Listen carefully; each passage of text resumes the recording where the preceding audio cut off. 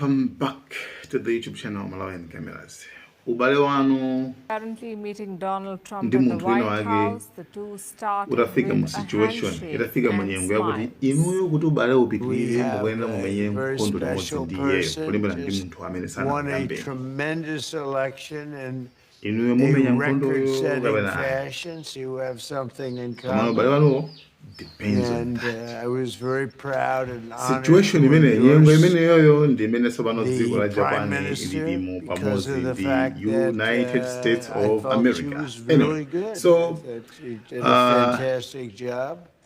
I respect her a lot, so I gave her an poyambirira endorsement. tiyambire nkhani poyambirira And tifoka apa pazili had, munyengo yovuta kwambiri tiyambire nkhani poyambirira. So most successful last time, election, Trump, in my opinion, in the anapita history of Japan, ku won by the most ever. ku Japan So we have a pamene very Prime Minister popular, anamusankhira kumene powerful kwina woman. weeks anapita kumene And kujako she's a yayi great basi woman. We zidizi have enakhala a very kucheza fine kusayina na relationship, mabusiness and we're going to be zina ndi talking zina about trade so and many actually other things. panali kumene And, kujako so anakambira naso It's konzoti an honor to have munthawi you. ngati Thank noyi you very akuyenda much. ndithu adza bwereso ku United States amene Takaichi Sanae Takaichi khanga dzina ma Takaichi muli mosema koma amene ndi Prime Minister wamkazi wamene waku Japan. Let's So rewind anakuzenza back kuti to October adzabweraso last ku year. United States That's adzakhala for 3 days 2025, kenako October ndokumakambirana zina ndi 2025. zina. So Sanae kubwera kwa Takaichi had ulendo been in office so kuti for a wanangobwera week. chanchani Trump kuti landed zambalero in yeah Tokyo. zimene She tifanali rolled out the atakambirana red kale carpet for him, mu and chaka it chatha. looked like So a perfect match.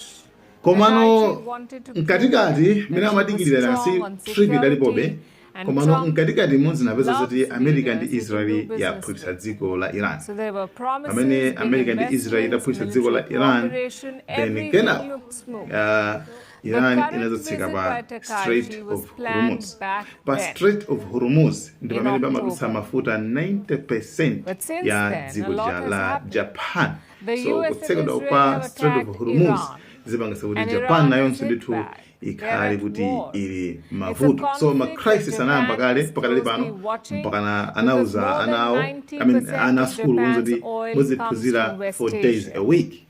And almost Osatiza all 5 of days it ya passes kungokutoka through the Monday Strait of to Hormuz. Thursday So bas Japan ndoti is Friday ndoti suffering. long Fuel weekend. prices I are think rising. Tokyo the is dipping into emergency reserves. kwa ana For kumene Prime kumadziwa ana Minister school samota school. Takaichi, Yeah, this is a big yeah, iniyo test, ndine mukudziwa so time ndikaka especially kuli in holiday. her first year in office. Aphunzitsa mwalira. Sorry.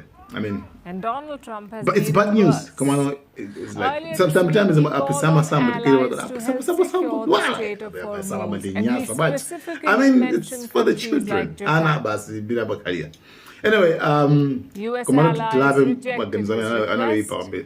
So Trump was mighty zinapeza upset. kuti He said zabizoti ma Washington did not energy need anyone's even help. mafuta awo But amba ukatenga today ku he reserve kumene says amasungira he will amene zinthu discuss zili it bwino. with So Takaichi.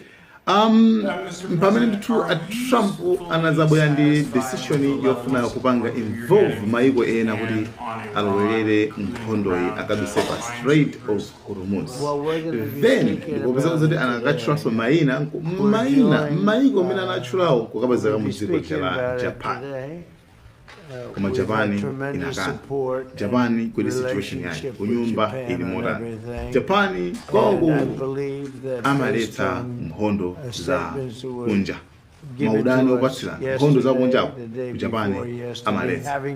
So what happens zimene zimachitika nzonena kuti ku Japan kuja I mean kuli lamulo lochita kuti pacifist constitution.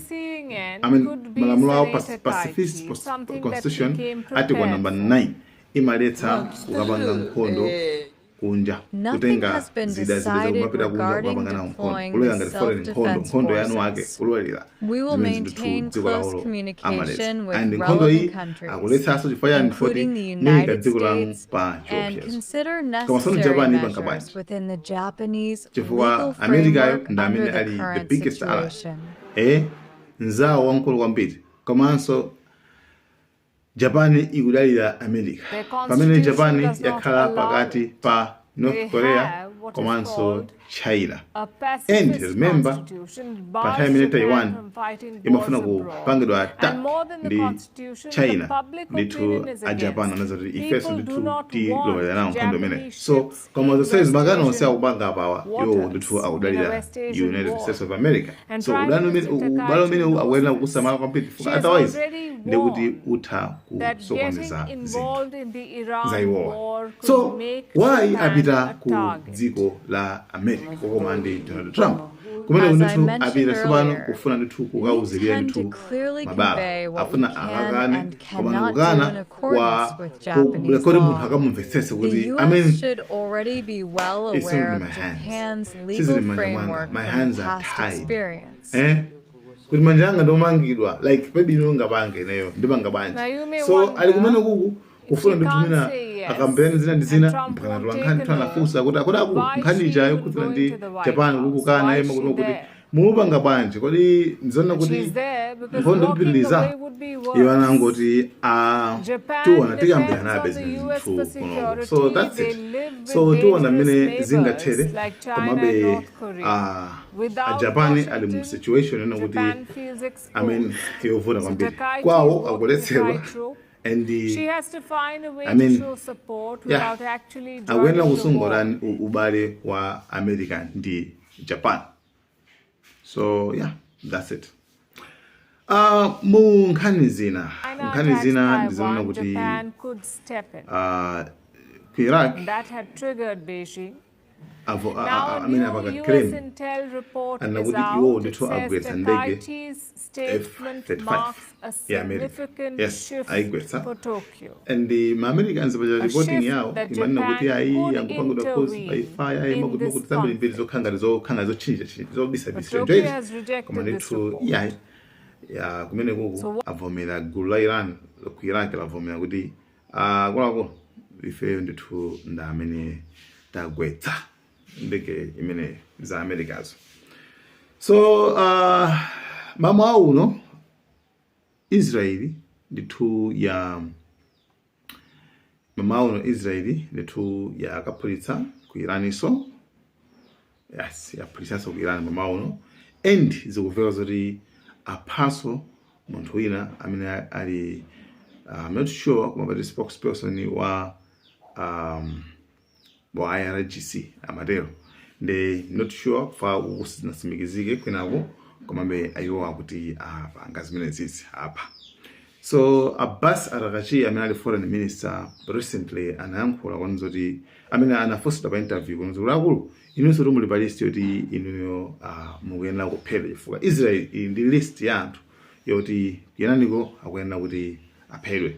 So iyeyo anayankhula kuti kodi inuyo simapanga understand patipo iferu imfa sikuti timayiopa ife setimayiopa like unalesa adzafa choyambirira timadziwa zimene zonse and kufika ngoti takuphedwaso kuchita kuphedwa kwa ife it's an honor kama kuti it's an honor kwa iwo akuti it's an honor. I mean those people yeah, so akuti kwa iwo it's an honor ndi ulemerero umene yeah, and kuphedwa kwa iwo sikuti kusokoneza system ina iliyonse ya mdziko la Iran. Iwo system yo anayikhazikitsa kale and system yo inapangidwa kuti idzapange survive munyengo ngati imene yoyo chifukwa ife sitimaopa kuphedwa timadziwa kale kuti tizaphedwa one by one, right? Okay, in your for example muzaone galimoto amene amayuza top security wakugirana icho ali la rejanage galimoto amene amayuza icho. I mean I think sitoyota kulola amene icho sisi kapena kalina galimoto yoti like not chigalimoto yoti ati ife tinazipanga build tokha kuti tinazikonzekeretsa kuti ife yoti zaphedwa komano since tizakhala kuphedwa nanga dziko lathu lizapanga survive muutani munyengo imeneyo. So zonsezo zoti tinazikonzekesa kale and kuphedwa kwa ife sikuti kuzasiya I mean kuzapangitsa kuzasokoneza china chilichonse. Anaphedwa supreme leader pepa mnakaona zoti kodi dziko libanji sili kugwa banji so anyway umandimene iwo ana yankila. Guys, thank you so much. Malawian Cameras.